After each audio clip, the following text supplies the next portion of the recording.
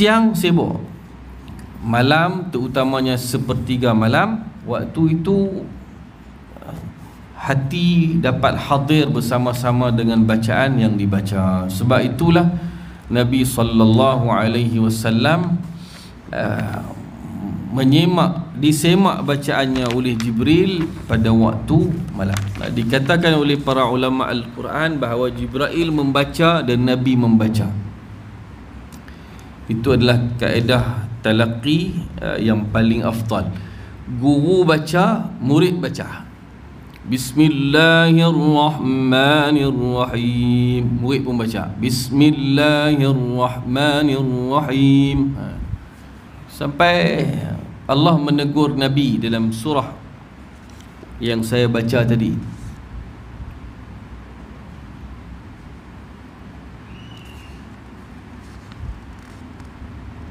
Firman Allah, yunabba'ul insanu bima qaddama wa akhar balil insanu ala nafsihi basirah walau alqa ma'adhirah la tuharrik bihi lisanaka lita'jala bih. Janganlah engkau bersegera menggerak-gerakkan lidahmu untuk bersegera menghabiskan bacaan Quran itu. Nabi ditegur Allah kerana Nabi menindih bacaan Jibril.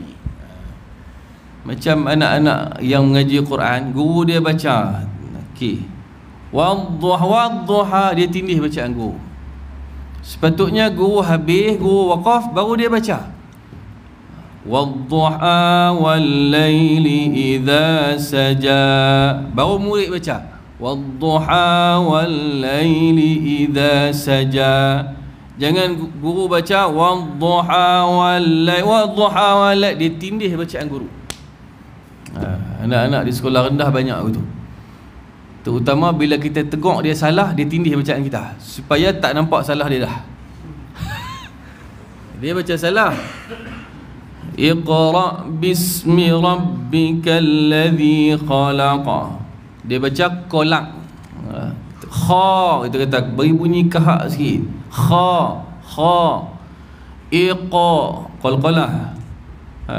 Saya baca, kamu ikut saya lepas saya baca lagi. Iqra bis, dia tindih supaya tak nampak lah salah dia. Dia tindih bacaan guru dia, jadi dia sama dengan guru lah ni, martabat naik. Jadi tak boleh macam tu. Jadi Nabi baca selepas Jibril baca. Itu cara dia.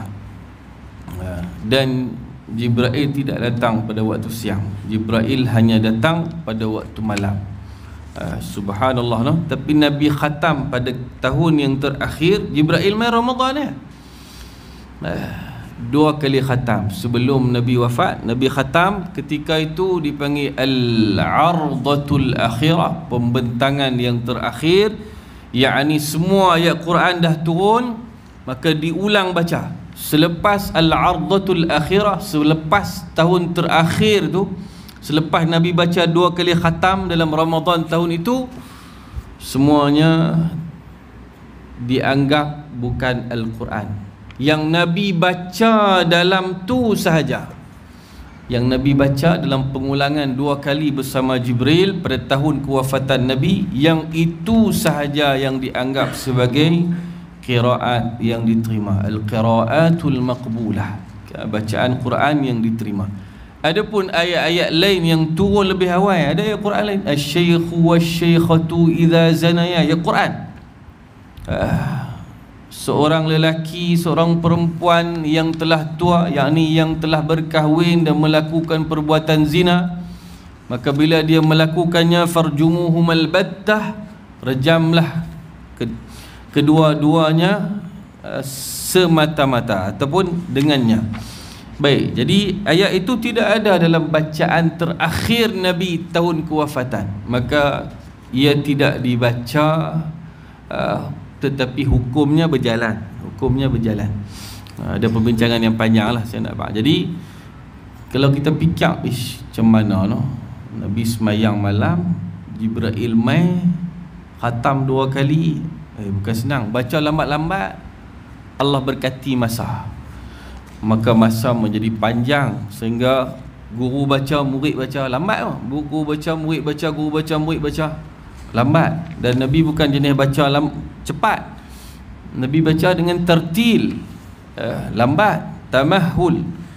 Tertil bermakna tamahul, kata Imam At-Tabari, lambat-lambat. Jadi bukan senang bacaan itu. Baik, insya-Allah cukup sampai di sinilah.